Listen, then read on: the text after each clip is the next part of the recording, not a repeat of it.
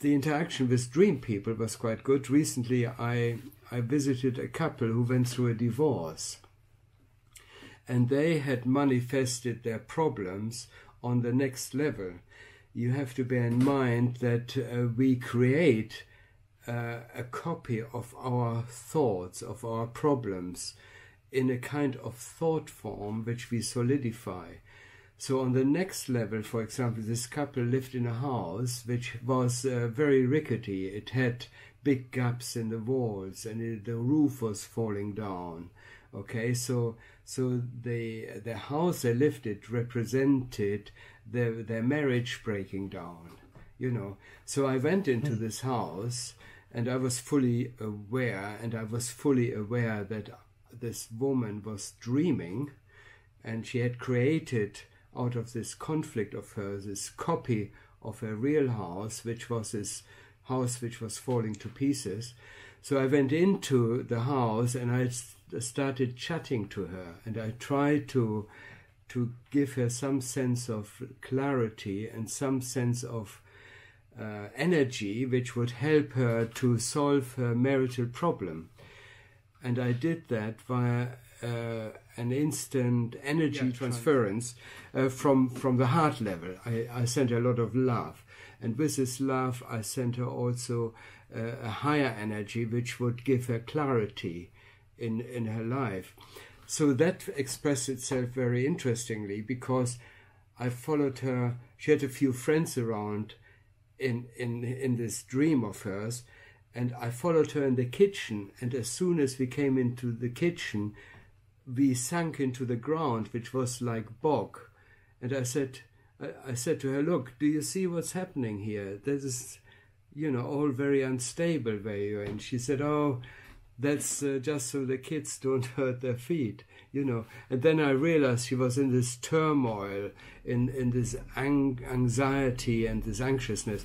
And I then started transferring this energy to her. And as I did so, she cheered up, and the ground we were walking on became solid again, you know. So that was a very interesting phenomenon. So gradually... Do you think she remembered this, though? Do you think this lady remembers this or remembers the experience? Well, that's a curious thing. I didn't know who this lady were. It would have been really interesting, but I had my own insight from a higher perspective that when she woke up, she felt a lot more hopeful about it, because I told her she has to accept that her marriage is come to an end, you know, and she has to look at it from a positive point of view and look at the future. In the other room, of course, I was also a little bit later dealing with her husband, who went through, of course, the equivalent of what she went through, you know.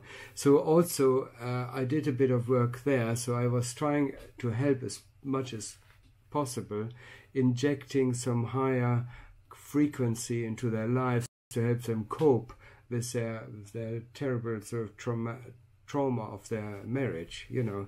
Okay.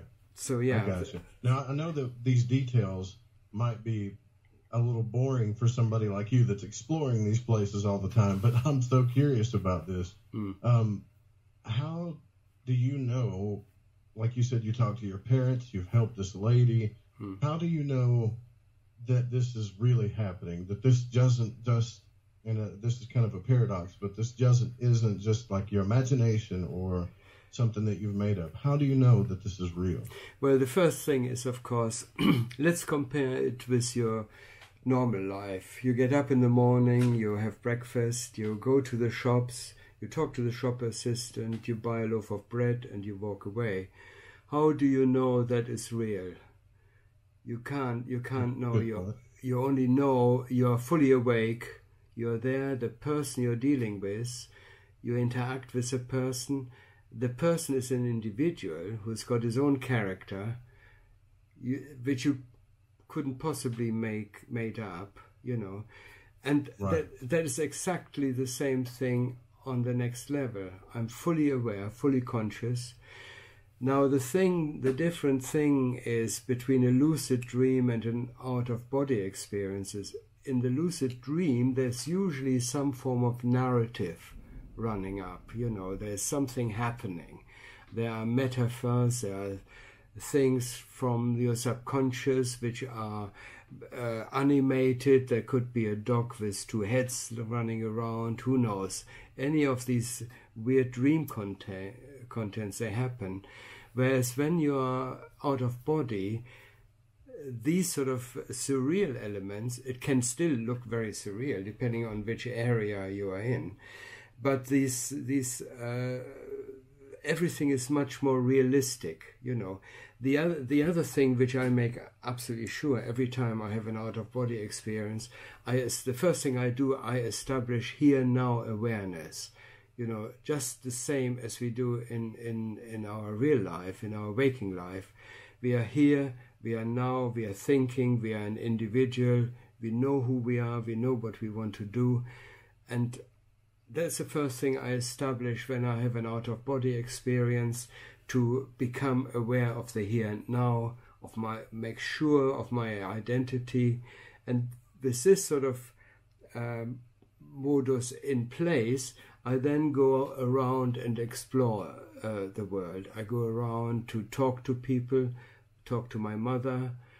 For example, I ask her what she has experienced, you know, since she has died, and she tells me how she progresses. And then there are a lot of phenomena which I all detailed in both of my books, which are things which are totally real. They're not coming out of imagination or anything, you know. So that's the only way you can say, do you have here now awareness? Are you absolutely sure of your waking identity? If these factors are met, then you know you're not imagining it, you're not in a dream world.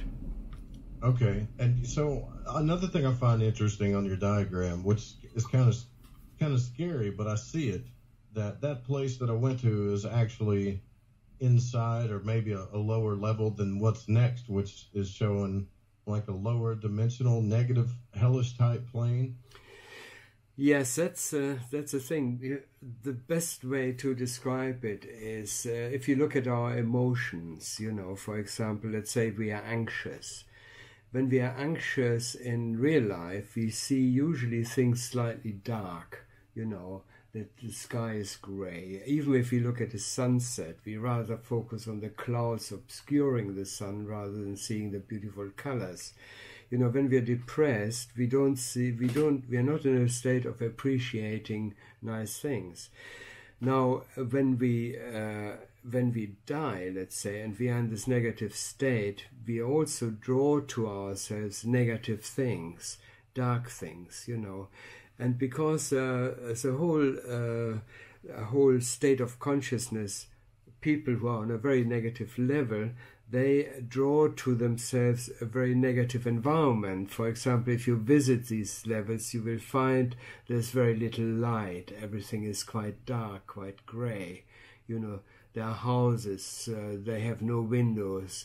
People walk around in shabby clothes. They look worn and haggard. You know, they look old and decrepit sometimes if they're in a really bad state. They don't live in houses, they live in hovels. You know, and these are the reflections of their inner self, of their minds. And people who are in a more positive state of mind, they, or the average person, simply experiences their life as we do now, you know, with the good sides and the bad sides. But people who are in a more positive state of mind, they move, or they are drawn into an environment which is very, very beautiful, you know, very lush with vegetation, very beautiful, very sunny. This is where the idea comes from of heaven, you know, heavenly worlds. And of course, it goes, like our emotion, it goes to all sorts of levels where you can walk around in a state of ecstasy, if you like, you know, if that is an equivalent. Do people get stuck in that state, though? Can they get stuck in the bad realms? Yes, they can. If they are not motivated to aspire to something better, you know, and if they are addicted to their negative thoughts, you know, because, you know, there are people who just don't want to get out of their negative states of mind, who feel sorry for themselves, who feel resentful, who feel angry all the time, you know. These are the people who tend to get stuck there. It's basically, my main sentence is, when people die, their inner world becomes their external reality. Okay, if you're a happy person, if you're well adjusted, if you're positive, if you live through the heart, you live in a very beautiful, serene environment. If you're the opposite, you live in a very dark, abysmal environment. And the only way to get out of that is with the help of others who sort of talk to you or give you energy, give you love, and sort of break the pattern you are in, and then they guide you out of it. Or you have an insight into your state and you think, oh, well, I'm bored with this now, I want to move on, and then you focus on something else, you know. And the interesting thing is, when you are in these darker regions, the moment you have this insight and this breakthrough, let's say you live in a very dark place, next to your hovel is a tree which has no leaves, you know, is totally bare. When this sort of change takes place within you, you see almost instantly the tree sort of sprouting green leaves, which is a phenomena which I've experienced. Suddenly things become a little bit better. They look better. And then you look at a leaf, or even you may find a flower sprouting from the ground, which is a reflection of your changing state of mind. And you think, oh, that's beautiful. And the moment this emotion comes up, suddenly other things start growing around you. So it can actually, if you have the right attitude, you can get out of this state very quickly, encouraged by the manifestation of your positive thoughts, you know.